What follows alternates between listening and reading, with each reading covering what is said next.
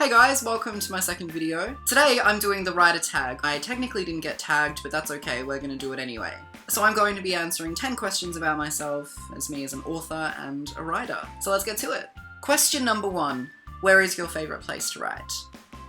Right there actually. So this is my bedroom and behind me is my fold-out desk. I got it from IKEA, folds out, you can store things inside, store things on top. So question number 2, tea or coffee? So I'm both a coffee and a tea drinker.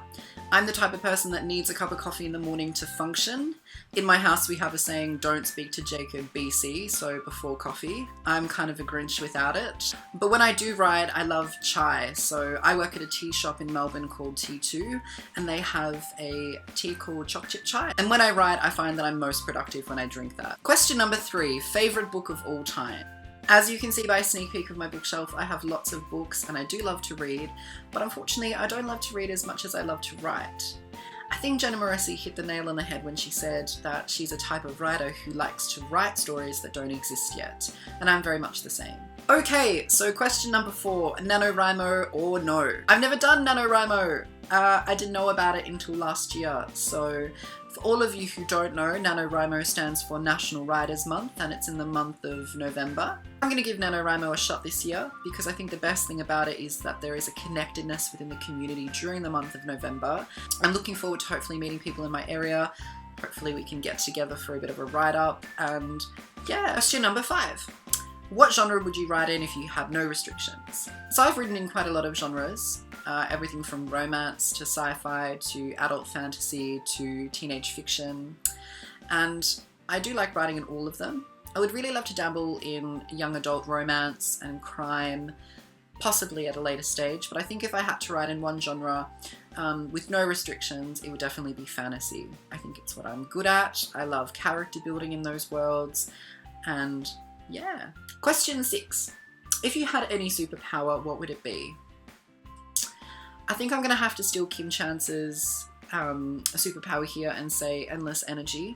There are definitely points of the night, day, whenever. 3 p.m. is definitely a lull for me when I just need that energy, and sometimes another cup of tea or another cup of coffee doesn't work.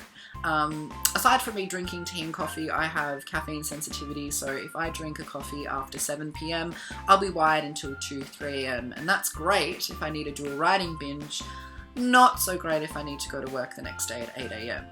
So I would say having endless amounts of energy or having, a burst of energy when needed. It's a pretty lame superpower when I think about it. So if I had to have a cool superpower, it would probably be, I think I would love to have empathy or be an empath, but I'd love to be able to control it so I, don't get destroyed by it like Prue did when she was an empath in Charmed. Yeah. Question number 7. Who is your favourite author? I have quite a few favourite authors and definitely books that I'll always buy based off their writing. Daniel Handler, so Lemony Snicket, who wrote a series of unfortunate events and his prequel series, All the Wrong Questions. I love his writing. I love Dawn French. Her recent book, According to Yes, was incredible. And of course, Neil Gaiman. He's definitely a type of writer that I aspire to be. I love his world building, I love his construction of characters, I love his plots, everything. So, question number 8. What music do you listen to when you write? It depends on what stage of the writing process I'm up to. If I'm just writing, which is my favourite part, I definitely write to anything really. Or if I'm redrafting or if I need to be very concentrated during a scene, I will typically listen to rain sound music. I know that sounds really odd, but I'll link a city rain sound track on YouTube below because I think that's one of the most productive sounds that I can listen to when writing.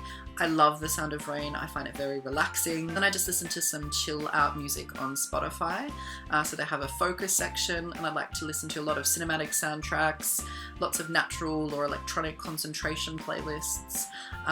Yeah, definitely can't listen to anything with words while I'm redrafting because I do need to get into the headspace of my characters. I need to make sure that the sentence flows well so my editor doesn't kill me. Question 9. If you could live anywhere in the world, where would it be? I think I'd love to live in New York for a couple of years, definitely London. I have a draw and affinity to both of those cities. So either of those two places. I think if I had to live anywhere for the rest of my life, it would be Melbourne City, which is where I currently live. But I definitely love to travel and explore the world and live in a few cities for a couple years, not just, a week or two. And question number 10, writer's block. What do you do when you get it? I think I'm very similar to Jenny, author of Flashfall, who I'll link below, who I absolutely love. I don't necessarily get writer's block per se, but I do sometimes struggle or find a disconnect when writing a particular scene or getting into the headspace of a particular character. I think, and it all depends on what kind of writer you are and, if you're doing it for a hobby, if you're pursuing a passion, if you're doing it to eventually get published. But if you're working to a deadline, sometimes you have no choice but to write and, just to get into the headspace. So if I am struggling, what I'll do is I'll walk away. If you feel that, going for a run, I don't run, or taking a bath, having a shower, clearing your head, whatever. Or the other thing that I could suggest is when stepping away from the space, reflecting on exactly why you're doing this. So why exactly are you writing? Why exactly are you writing this chapter? What is it about? And chances are you'll come back feeling like, well, actually, I'm doing this because I love this. This is my passion. I want to do this for the rest of my life. I love writing, and it's just a bit of a road bump. So yeah, getting out of the space for a couple of minutes and getting back into it and hopefully having your priorities or ducks in a row. So thank you guys so much for getting to the end of my video. I know it was a little bit lengthy. I'm going to go ahead and tag word for word a recently new friend that I met on YouTube and Twitter to do this author question tag challenge thing. I'm also going to go ahead and tag Jenny, the author of Flashfall, so hopefully you can connect with her. I really love her YouTube videos. They're very inspiring, so thank you, Jenny. I'm so excited for Flashfall, your debut novel in November. The front cover looks incredible. And yeah, that's about it. If you like what you see, feel free to subscribe to my channel. And if you have anything that you would like me to chat about or just want to chat to me, feel free to tweet me at JRKnightAuthor.